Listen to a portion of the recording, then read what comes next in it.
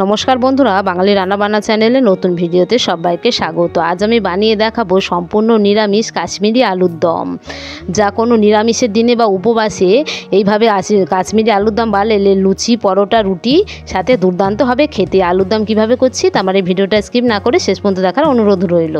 এই রেসিপি বানানোর জন্য এখানে আমি পরিমাণ মতন আলু মাঝখান থেকে দুভাগ করে কেটে সিদ্ধ করে নিয়েছি। এবার সমস্ত আলুগুলোর খোসা ছাড়িয়ে নিচ্ছি। আলুটাকে এমনভাবে সিদ্ধ করতে হবে আলু যেন একেবারে গলে না যায়, একটু শক্ত ভাব রাখতে হবে। সমস্ত আলুর খোসাগুলোকে ছাড়ানো হয়ে গিয়েছে। এবার গ্যাসে আমি কড়া বসিয়ে দিয়েছি।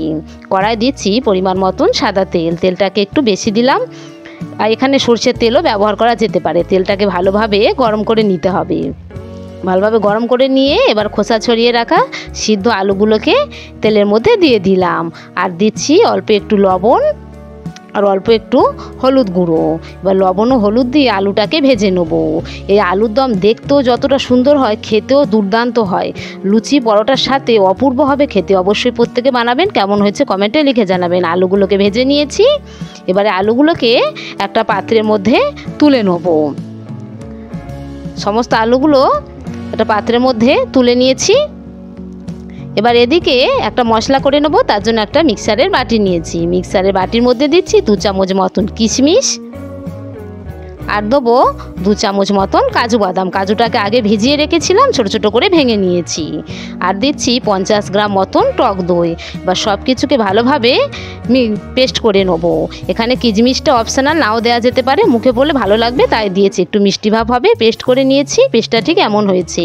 এবার আলু ভাজার ওই তেলের মধ্যে আরও খানিকটা তেল আমি অ্যাড করে দিয়েছি। এবার দিচ্ছি 1/2 চামচ গোটা জিরা আর দিচ্ছি 2টো তেজপাতা, 2টো শুকনো লঙ্কা আর দিচ্ছি গোটা গরম মশলা, লবঙ্গ, গোটা এলাচ, দারুচিনি। সব কিছুকে একটু ভাজা ভাজা করে নিয়ে দিচ্ছি আমি 1 চামচ আদা বাটা আর কাঁচা লঙ্কা একসঙ্গে পেস্ট করে নিয়েছি। এবার ভালোভাবে আদা ও কাঁচা লঙ্কাটাকে তেলের মধ্যে একটু ভেজে নিচ্ছি। আর দিচ্ছি কাশ্মীরি লঙ্কার গুঁড়ো। এখানে 2 চামচ কাশ্মীরি লঙ্কার গুঁড়ো দিয়েছি। আর দিচ্ছি 1 চামচ হলুদ গুঁড়ো আর 1 চামচ মৌরি ভাজা গুঁড়ো। আর দিচ্ছি স্বাদ মতো লবণ। অল্প জল দিয়ে মশলাটাকে কষিয়ে নেব। অবশ্যই এখানে মৌরির গুঁড়োটাকে ব্যবহার করতে হবে, তাহলে কাশ্মীরি আলুর দমের স্বাদটা খুব সুন্দর হবে।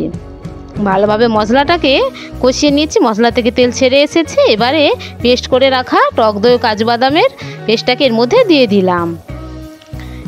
ভালোভাবে এটাকেও মশলার সঙ্গে কষিয়ে নেবো। এই আলুর দমটা এতটা দারুণ হয় খেতে, নিরামিষের দিন এইভাবে বানালে আর কিছুর প্রয়োজন হবে না। ঢাকা দিয়ে ভালোভাবে এটাকে কিছুক্ষণ মশলাটাকে কষিয়ে নিতে হবে।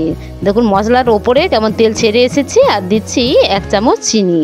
একটু মিষ্টি মিষ্টি হলে খেতে ভালো লাগবে। এবার ভেজে রাখা আলুগুলোকে এর মধ্যে দিয়ে দিলাম। এবার ভালোভাবে আলুর সঙ্গে মশলাটাকে কষিয়ে নেবে। এইরকম নতুন নতুন রেসিপি পেতে যদি আমার চ্যানেলে নতুন হয়ে থাকেন চ্যানেলটিকে একটা লাইক সাবস্ক্রাইব করে রাখবেন, তাহলে পরবর্তী নতুন ভিডিও সহজে আপনাদের কাছে পৌঁছে যাবে।